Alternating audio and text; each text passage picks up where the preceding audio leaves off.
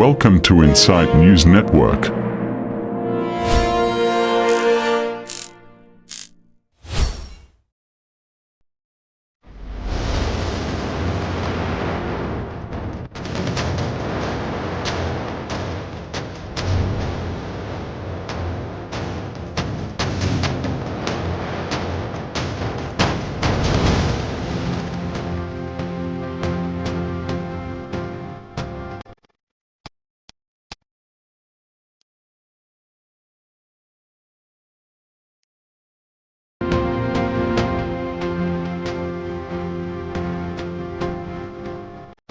ಅದೇ ಕ್ರಾಸ್ ಅಲ್ಲಿ ಗುಂಡಿ ಆಗ್ಬಿಟ್ಟು ಹೆಚ್ಚು ಕಡಿಮೆ ಒಂದು 3-4 ತಿಂಗಳಾಯ್ತು ಸರ್. ಇವಾಗ ಈ ಮಳೆಯಿಂದಾಗಿ ಇನ್ನ ಗುಂಡಿ ಜಾಸ್ತಿನೇ ಆಗ್ಬಿಟ್ಟಿದೆ.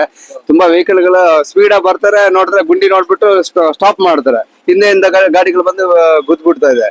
ನಿನ್ನೆ 2-3 ಘಟನೆಗಳು ನಾವು ಕಣ್ಣಾರೆ ನೋಡಿದೀವಿ. ಇದನ್ನ ಸ್ವಲ್ಪ ಯಾರಾದ್ರೂ ಬಂದು ಸಂಬಂಧಪಟ್ಟ ಅದನ್ನ ಮಾಡಿದ್ರೆ ಬಂದ್ರೆ ರೆಡಿ ಮಾಡ್ಬಿಟ್ರೆ ತುಂಬಾ ಒಳ್ಳೇದಾಗುತ್ತೆ ಅಂತ ನಾವ್ ಹೇಳ್ತಾ ಇದ್ವಿ. ನೋಡಿದ್ರೆ 4 ಗಂಟೆಯಿಂದ 7 ಗಂಟೆ ತನಕ ಬರೀ ಬಿ ಗಾಡಿಗಳಲ್ಲಿ ಓಡಾಡ್ತಾ ಇರ್ತವೆ.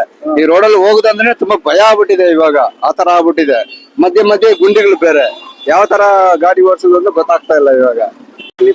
2-3 महीने से गाड़ा है तो गाड़ी गिरती स्किड वगैरह में गिरा था 3-4 महीने से गड़ा आत्मा को क्या थी तकलीफ हो रही नहीं अगले आदमी तकलीफ हो रही गाड़ी को देखो जाते गाड़ी के बार कार में ये हो गया था गड़ा बहुत ये हो गया रात को 12 घंटे हो गया तो भी वैसा रात को अंधारे में क्या भी दिख रहा है नहीं खाली गिरले को मैं बहुत एक्सीडेंट हो रही बहुत दिनों का ऑलमोस्ट एक 3 महीने से तो देख रहा हूँ मैं वो गड़ा अभी कौन की कर को ही सो यहाँ के चद में पूरा वैसा है बहुत डेंजर है पहले कौन भी पूछने वाले नहीं वो कौन सा भी कराएगा तो मेहरबानी है वो